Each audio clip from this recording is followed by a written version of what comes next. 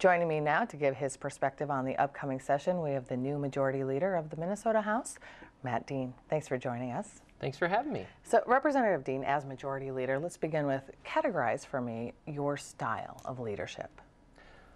Well, moving forward, the reason that I wanted to run for Majority Leader is the group of folks that we have coming in are just absolute superstars. We've got a lot of young leaders that have just stepped up for the first time, some that have never thought about public service before, but because of the interesting times that we're in, have run, and then others who have maybe thought about running in the past and then chose this time to run, setting aside a lot of with some personal sacrifices. So it's just an incredible group of people that really have a lot of talent.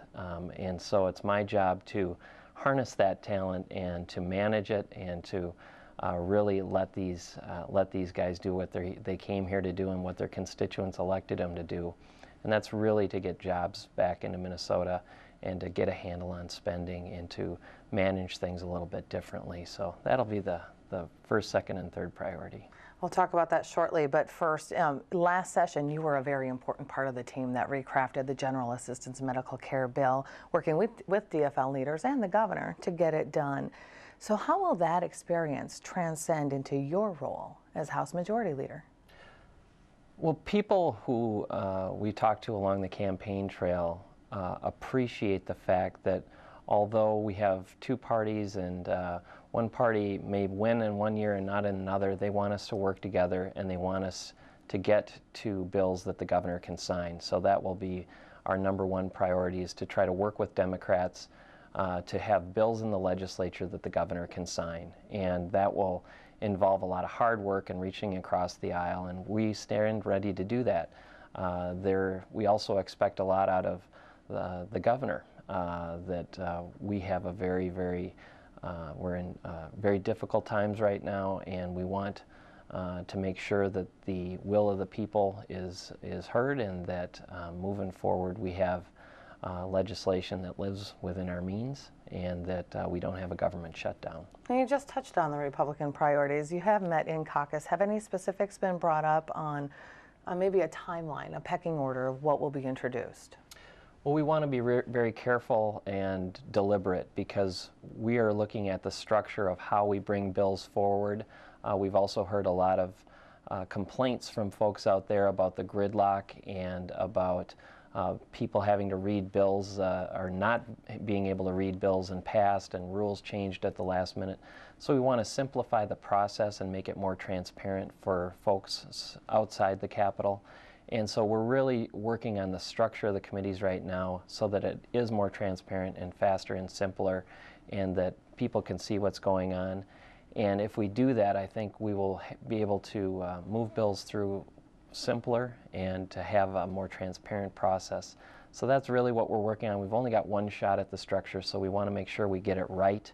And we are not going to be making any bold proclamations about the first week and the first day until we really get this, get the structure right. So we want to be really deliberate and very serious about it. Is the priority then to balance the budget prior to taking on social issues, or is there no set agenda? Well, the agenda that we heard from the voters was jobs and spending, and to get Minnesota's economy moving again, and that will be our priority. Let's talk about spending. The Governor Palente's unallotments from 2009 were ratified by the legislature. Is that something your caucus would support, perhaps making permanent down the road? Well, if we don't take serious some of the reductions that we had last time, we're looking at a 17% increase in spending. No family, no business, nobody with any head in reality would say that we should go out and spend 17% more than we did last time. So we are going to have to be very, very serious and deliberate about the budget, and that's the first place that we'll look. Can K-12 education remain a sacred cow? Well, K-12 education is very, very important. We've looked at the budget, and we can, if we are growing by 3% or 4%, we can certainly fund our priorities within our means.